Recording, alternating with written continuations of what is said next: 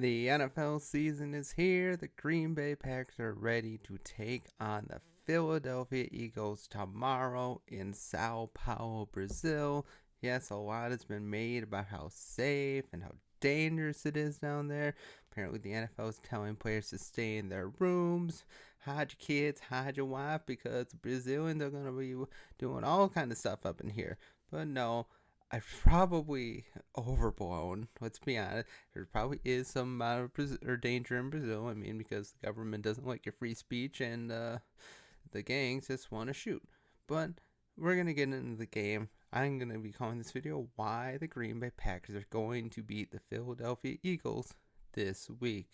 And yes, I'm gonna come out and say it right away. The Packers are going to beat the Eagles on Friday, and if they don't, it'll be a very close loss, because these two teams are very evenly matched from top to bottom. Two great quarterbacks, two great running backs, comparable offensive lines, a bunch of really good wide receivers on both sides, and two up and coming defenses. Well, the Eagles are a little on the older side, but still pretty young for the most part. And the Packers are definitely one of the youngest defenses in the league, with a brand new star at safety in Xavier McKinney, ready to wreck the the Eagles' day on Friday. But let's get into it. If you like what you see, make sure to comment below. Make sure to give a like and subscribe. And let's get into it. But yes, the Packers are going to beat the Eagles this weekend because I just think they're better. Yes, Jordan Love only had a half a season to work, but look what he did. Look what he did in the second year of the half. I know people want to say, oh, well, he was terrible the first half. He was a new quarterback. He never started in the league. I'm not trying to make excuses for him. He was really bad. But he must have figured something else. He must have figured something else, because he just oozes confidence. He oozes confidence all the rest of the year. I mean, why shouldn't he? They beat the Chiefs, the Lions, and a couple other teams. They beat the pants out of the Cowboys, and were within a couple possessions of going to the NFC Championship game against the Detroit Lions. They were so close. I know they want to make a big deal. Oh, well, we threw the season-ending interception.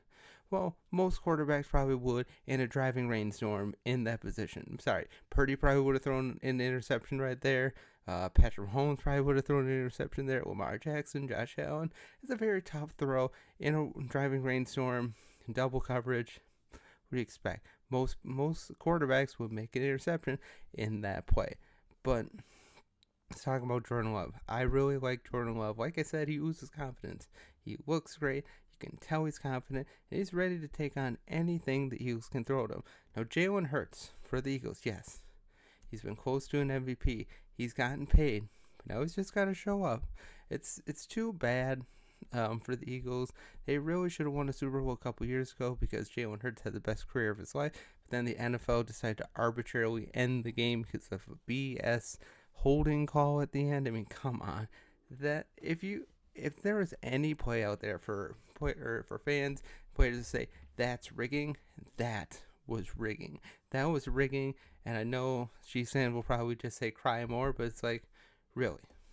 If you ask a Chiefs fan in that situation, if their team was penalized like that, you know they would all rage. But quarterback wise, back to back, they're pretty darn even. Both can move out of the pocket. Jalen Hurts is definitely more movable than Jordan Love, but Jordan Love does have the feet. He can get out if he needs to. Now, in terms of throwing down the field, Hurts probably has the better arm, but Love does show confidence that he can make that throw down the field. He does have that Brett Favre throw down the field, devil may care attitude sometimes, and I do like it. I like it when quarterbacks are willing to make the big throw, even if it means an interception, because that means they're ready to go balls to the wall and win the game. That's a good thing. Don't let anybody tell you different. Throwing the ball down the field to try and win the game is always preferred over somebody trying to dink and dunk. Oh, the thing that Tom Brady did all of his career. Yeah. Nope. Now let's go to running backs. Josh Jacobs, Saquon Barkley. Both running backs will be running behind very good offensive lines. Now, the thing about Barkley is he's a great running back. He has had his up and downs over the years. Last year was a good year. The year before wasn't. He's had his injury concerns. But I think the biggest thing that will determine how Saquon Barkley does on Friday and for the rest of the season is how much of an impact the loss of Jason Kelsey will have. Because Jason Kelsey is a bona fide Hall of Famer. Like, when in 5 years' time, he will be first ballot. He will be right there with everybody else that's going. I can't remember who else is going in that year, but Jason Kelsey will be first ballot Hall of Famer because he's one of the better one of the better centers we've had over the last 20, 30 years in the NFL. That's saying something because there have been quite a few. But yeah, his impact will be huge. About him not being there. Now they still have Landon Dickerson. They still have Wayne Johnson. They still have a couple other great offensive linemen that will definitely propel them. But not having that centerpiece does make a difference. I mean, look at the Packers. Josh Myers is not a great center. He's really not. He's the best in a bad situation. I mean, but because he gets penalized and he just kind of sucks. He really does. If there was anybody that I wish the Packers could replace, like there was a better center out there, and you'd say, oh, take this center over Josh Myers, I would take anybody over Josh Myers. I just don't like him. I don't like his play style. I just think he misses too many blocks sometimes, and the penalties are kind of a blunder. He hasn't had a lot of injury risk, but it's just like, just so plain. There's just nothing about him that just screams excellence. He's a center. You can't really move him around all that much. You put Josh Myers as your center. You don't put him as your left tackle. You don't put him as your right guard or something like that. He's a center, and that lack of diversity, that lack of movability, just in a offensive line that the Packers pride themselves on having. Versatility, he just lackingly lacks a lot. But still, that offensive line, but both running backs will be running hard, is great. And I mean, look at Josh Jacobs. He chose to come to the Packers when he could have chosen any other number of teams for more money. But it's like, oh, let's go somewhere we can win. Why would you want to go to the Giants? They're not going to win anytime soon. Or the Packers with a nice young nucleus and a team that's getting better and better by the day. Go to a team that is like this close to a Super Bowl. I mean, seriously. Right now, I'm going to say the Packers have a great chance to win the Super Bowl. They just do. Like, right now, I would project the Packers-Chiefs Super Bowl 59. That would be great. It would be amazing, especially if they somehow won it going into the draft next year in in Green Bay. That would be fantastic. But now let's get to wide receiver. Or a little more on the running backs. They can both make the hole. They can both make the jump. They both charge through, which is really good. And Josh Jacobs, he's going to return to form like he had a couple years ago. Running behind that great offensive line, he's going to be great all year long. Now the wide receivers. Both teams have a lot of great wide receivers. Both teams have bona fide number one starter at tight end. Goddard for the Eagles. And, of course, Kraft and Musgrave for the Packers. Although a lot of fantasy rankings had Tucker Kraft with just a couple spots better.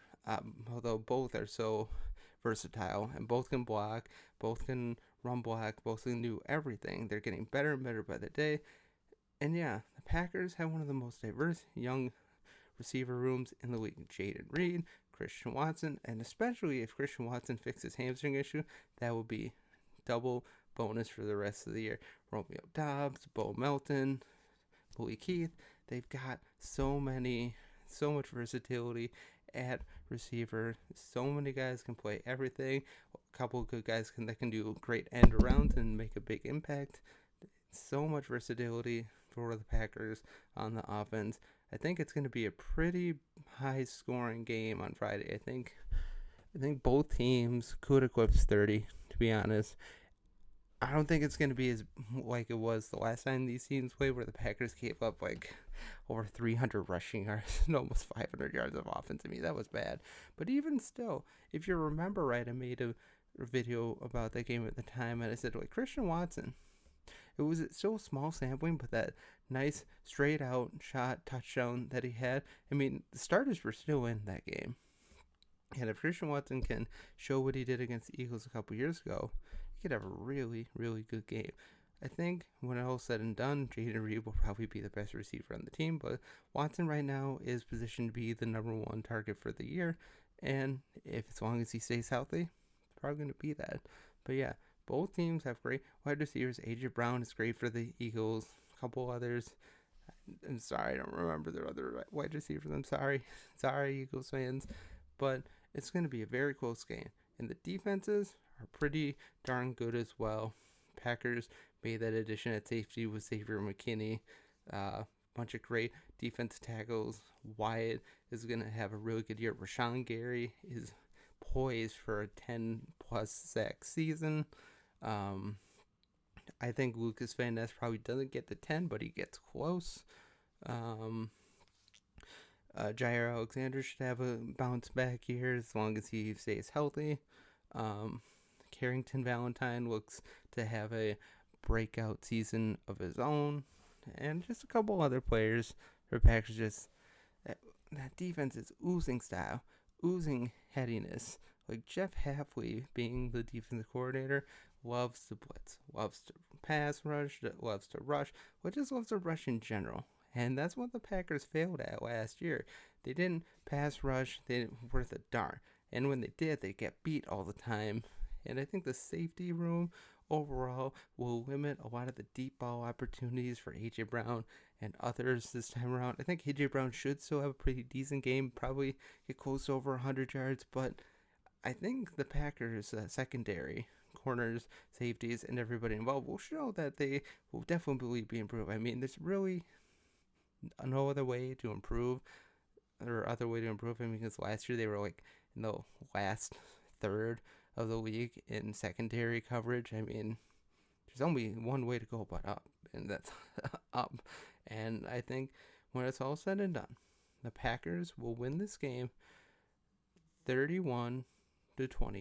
It's going to be a very close game. It's going to be lively. Apparently Brazil is full of Packer fans, which is great.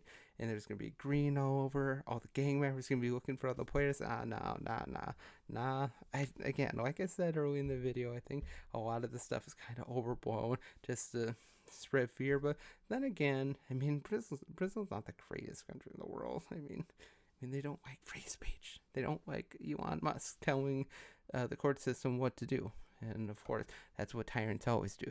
When you tell a tyrant not to break down people's free speech, they break down free speech even harder and say, "Who are you to tell us how to boss our people around?"